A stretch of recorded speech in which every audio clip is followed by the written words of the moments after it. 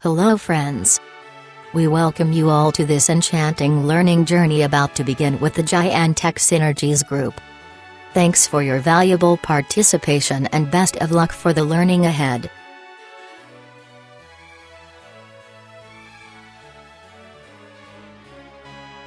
This program is for professionals and beginners alike, who are interested in learning the process management approach and methodology. Let's get started and understand what is to be done on your part and why it's so important for all of you to get positive results in job, career and life. A process is a string of tasks and activities that turns inputs into outputs. Examples would include a manufacturing process in which an item is produced, an administrative process in which a decision is reached, etc. A process is like a population containing all the outputs that would be produced by the process if it ran forever in its present state. Over a period of last 10 years, the focus has dramatically shifted from procedure to process. Let's understand what is a process and how this is crucial in any system or organization to manage it. While discussing about process, it would be important to understand the work breakdown structure means WBS hierarchy of actions and entities in which the so-called process exists. The hierarchy goes like this. Starting with system, which is broadly defined as the set of integrated elements that are put together for a defined purpose or objective. The basic element of any system is the process. In this way, we can say, a system is the set of integrated processes for a defined purpose. The process is a set of interrelated or interacting activities which transform selected inputs into desired outputs. Many processes put together makes up a system, whereas many activities put together constitute a process for getting a desired output. The activities can further be decomposed in tasks, which in turn can be divided into critical tasks, support tasks and normal tasks. In this way, a process is a basic element in any system which need to be managed or controlled through right activities, tasks in order to have better control over the desired output.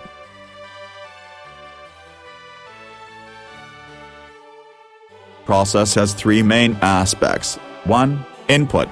2. Process sequence itself, and 3. The output. The inputs are provided by suppliers and outputs are meant for customers, be it internal or external or an user. The process sequence is handled by the organization or the entity. Process approach is an organized management of the various processes employed within the organization and controlling the interactions between these. The overall aim is to satisfy customer with the desired output.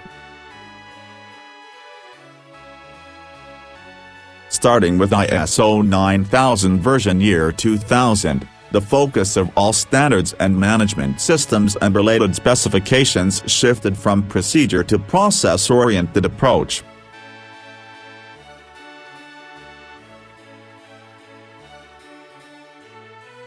The emphasis of these standards and management system was process measures. These being process efficiency and process effectiveness. All the endeavors to manage, control, improve and manipulate the process was to make it effective as well as efficient.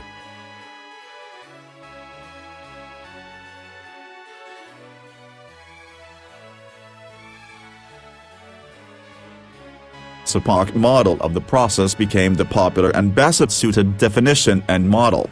SIPOC given the process the ability to pictorially or visually drawn for better understanding of it and communication to all concerned.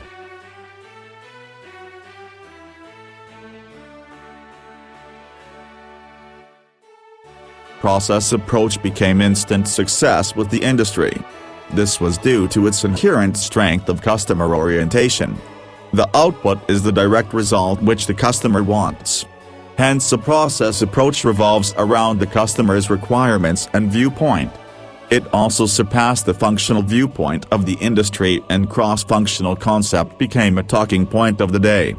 This strengthened, across organization communication and cooperation.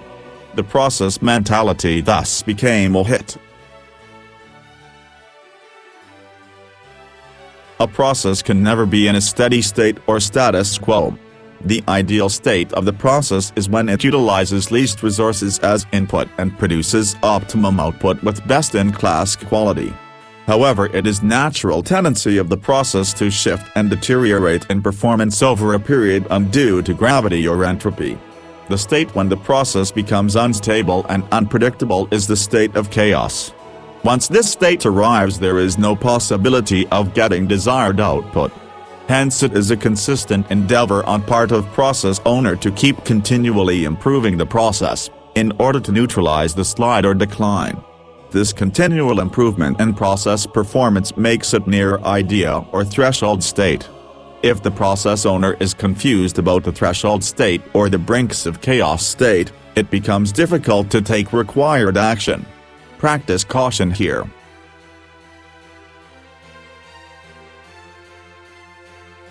Statistical process control helps make the process out of chaos and provide timely feedback for continual improvement of the same. Control charts is the most suitable tool among SPC toolkit for making the process control and manipulation work in favor of the process owner. Here the control charts can give indications for the path where the process may be leading. Based on experience and intuition of the process owner, the process can be checked and controlled well in time.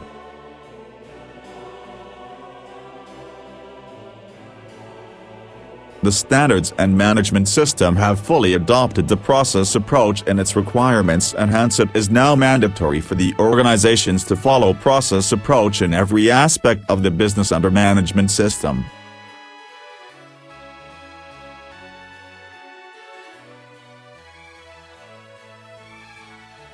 Adoption of the process approach have yielded huge benefits and advantages to businesses across the globe. The organizations have garnered billions in savings and improvements based on the process approach and methodologies.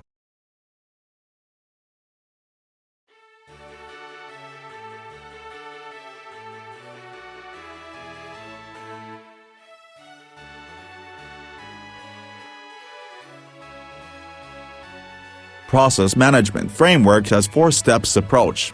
Starting with first step as identification and defining the process, second step of setting the ownership and objectives and targets in relation with process constituents. Third step involves establishing monitoring and controlling the process.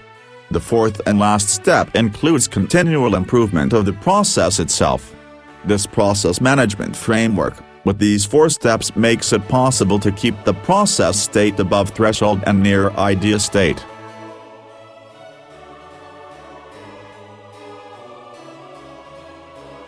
Let's understand each step of process management framework one by one, starting with the first step of identifying and defining the process. It is really important step of identifying and defining the processes.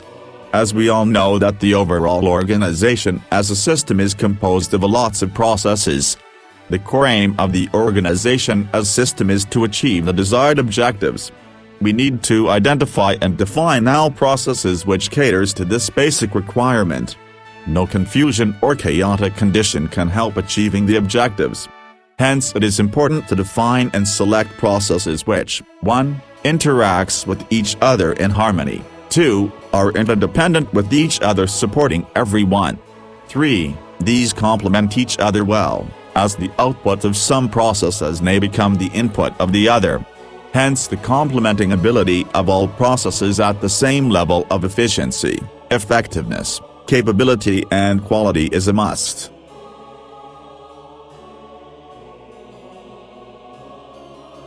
Some processes are crucial and critical in nature as their outcome indirectly and significantly linked to customer expectation.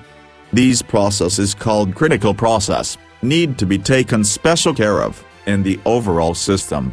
The selection and defining act for such processes need to be critically observed. Another differentiation of the process based on their importance or outcomes is given as 1. Customer-oriented process nicknamed as COP. 2. Support-oriented process nicknamed as SOP. And 3. Management-oriented process nicknamed as MOP. Let's learn about these one by one.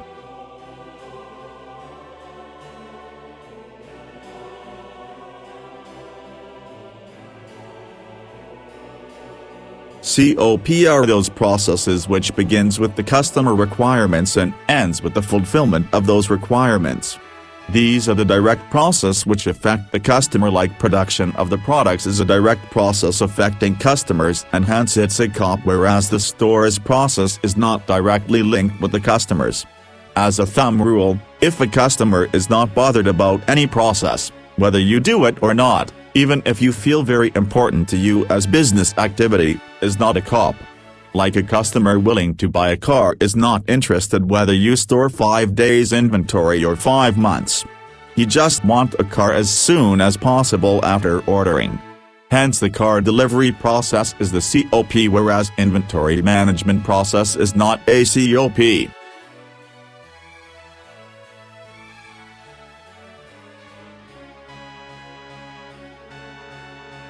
All those processes whose output supports any of the COP of the system is called the support-oriented process.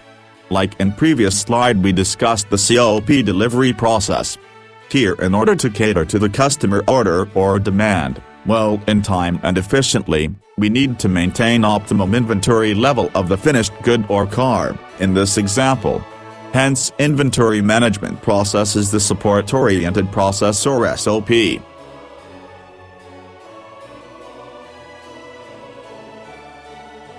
Type 3 is the management-oriented process, nicknamed as MOP, are those processes which are necessary for the routine business or management system success of the organization or regulatory framework.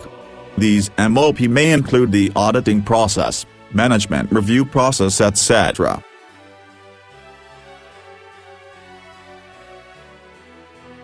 The SIPOC model of the process is used to define in visual form.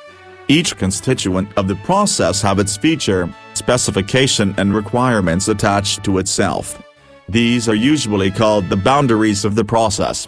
While defining the process, be it any type among COP, SOP or MOP, these boundaries determine the effectiveness, capability and efficiency of the process at large.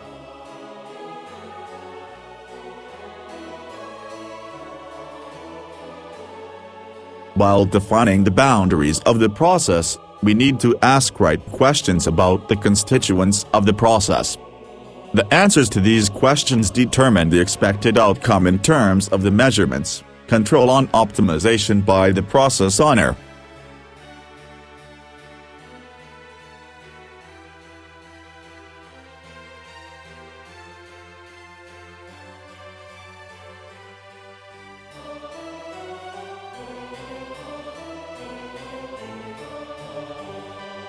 Total 4+4 questions makes it possible to clarify the process framework.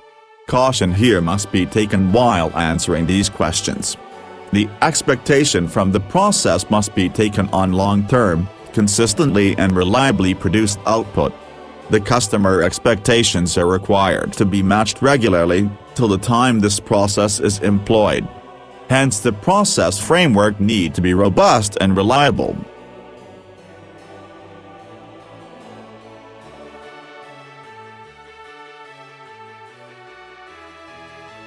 There are various representation methods for the process, visually. A common and well-received options are the process turtle and process spider charts. Let's understand how these diagrams are used.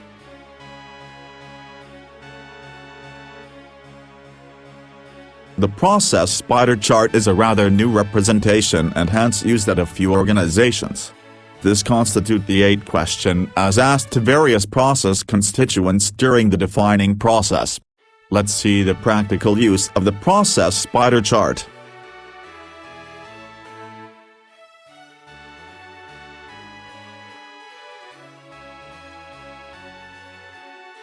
The spider chart template is having detailed specifications in terms of resource, supplier and inputs, methodology, measurements in terms of capability, efficiency and effectiveness, risk control and output and customers. Let's view a filled spider chart. This spider chart is for the internal auditing process of the organization. Going by the details depicted in each constituent, we can understand the importance and necessity of the process spider chart.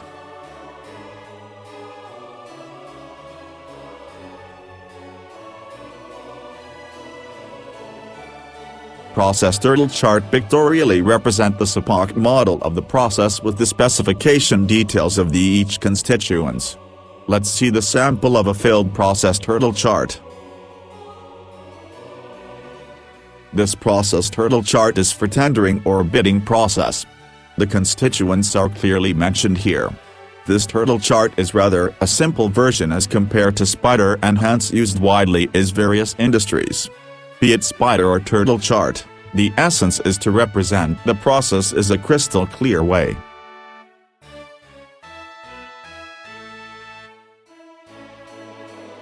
For more detailed information, various other documentations are used for describing the process.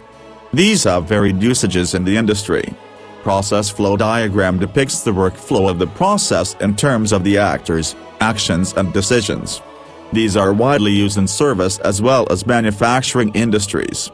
A process sheet is rather technical or engineering document for the manufacturing setup and contains all the detailed process information, specifications, caution and safety, risk-related instructions. FMEA is the process failure mode effect analysis document used for risk management purpose.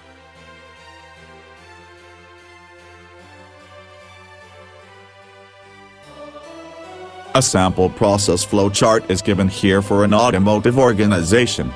The workflow and relationship among all the actors is given in it for easy understanding of the flow of process, information and products.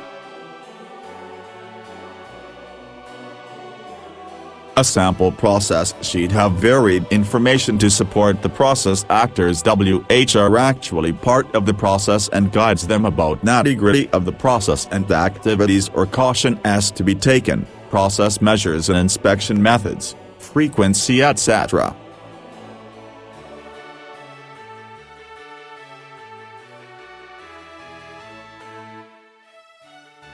A process definition step may fail if the process and its boundaries are not understood correctly. The sequence and interrelationships need to be clearly spelled out in terms of specifics, not generalities. Avoiding to take shortcuts and making thorough process charts, process sheets can avoid these pitfalls. Standards need to be pursued correctly and customer orientation need to be the core purpose of the processes.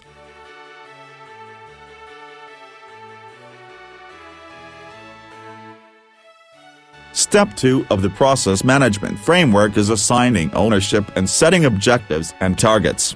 Let's understand in details.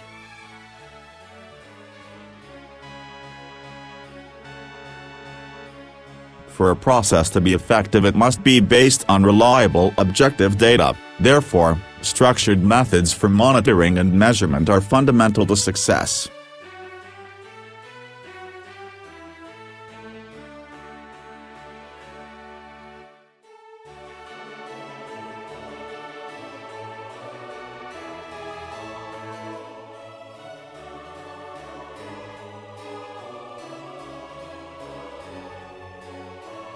It is therefore very important to adequately identify, select and formulate the indicators for each process that are going to be used later to evaluate the process and exercise control over them.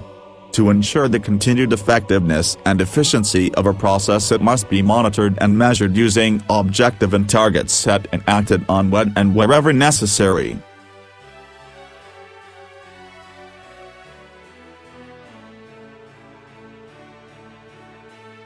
No process can behave or act out of its own boundary or the boundary of the system it is a part of.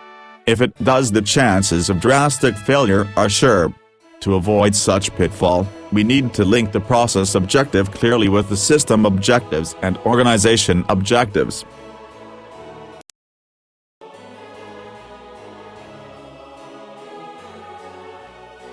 By engaging the entire organization in this process of alignment among the process, system and organization objective and targets and using the PDCA cycle, we will ultimately achieve our core targets and increased customer satisfaction with greater organizational efficiency.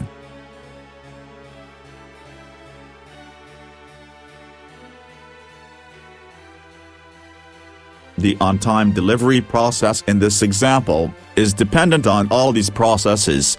In case the maintenance process fails in achieving its objective and targets, then in no way it is expected to achieve the objective and targets of the on-time deliver process.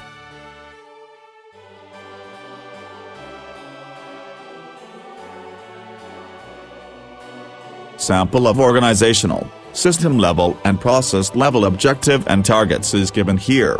This example shows a totality, the aspects to be considered among all to set and align objectives.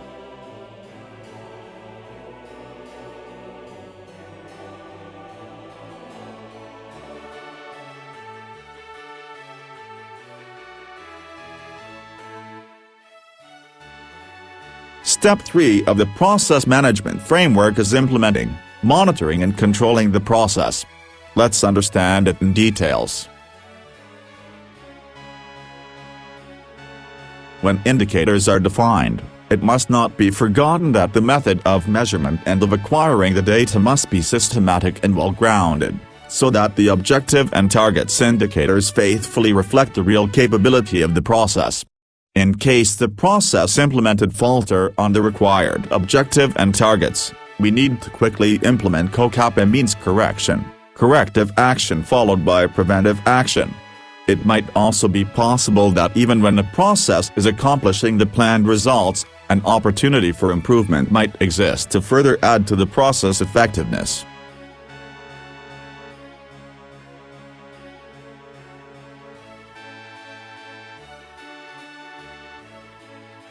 All processes have these characteristics that need to be verified in any process audit. 1. Process has an owner, who is actually at the control point. 2. Process is defined as per structured approach. 3. Process is properly documented, if necessary, and understood. 4. Process linkages are established without fail and are in harmony without gray areas. 5. Process is measurable, monitored and timely COCAPA is applied. And 6. Process has stratified records maintained. Additionally, process audit should look at the FMEA and risk management aspects as well.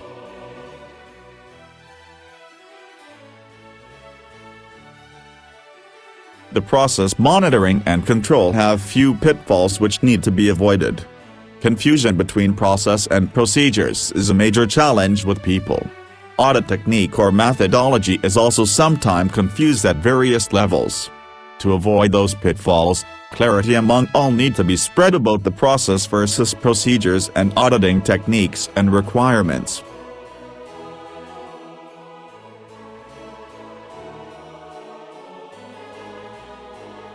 Procedure should not be considered as process or vice versa. This is critical as the outcome of both are different. Process are the constituents which are dynamic and have a desired result as an output, whereas the procedures are the static set of actions to be done by people to execute the task or activity, etc. The process on one hand is operated whereas the procedures are implemented.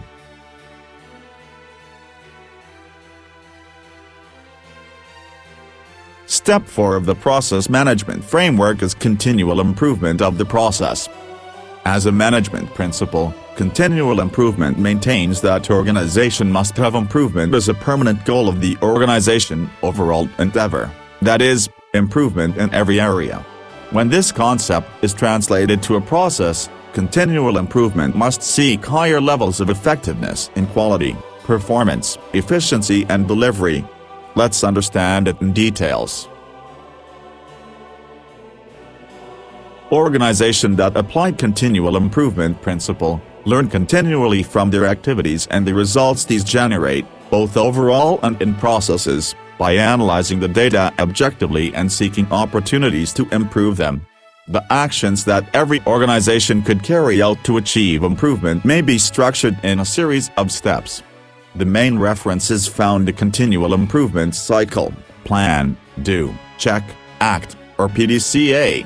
When an improvement is undertaken, it is advisable to make sure it is effective and, if it is, standardize the new way of doing things. This will lead to a state of greater effectiveness which, of course, will always be subject to further improvement.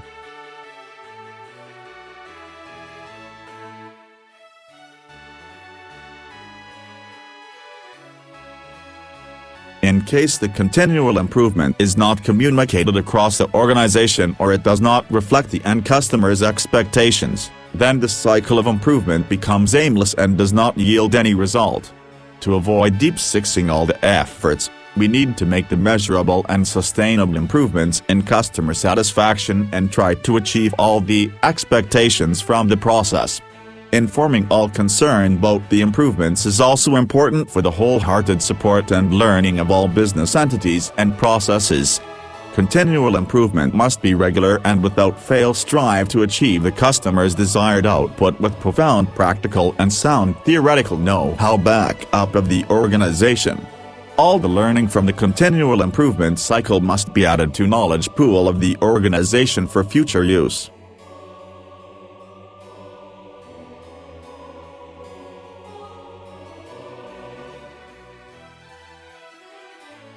Customer satisfaction is determined by the organization measuring its customers' perception as to whether they have satisfied their customers' requirements, and may be somewhat subjective or qualitative as much as quantitative. Customer complaints are a common indicator of low customer satisfaction, but their absence does not necessarily imply high customer satisfaction.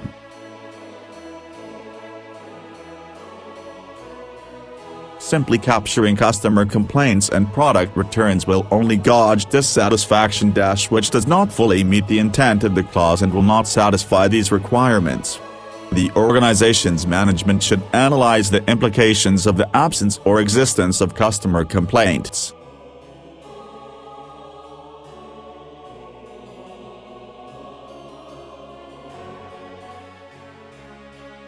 Let's review the learning from this program and take away the practical and realistic contents for application in real-world scenario.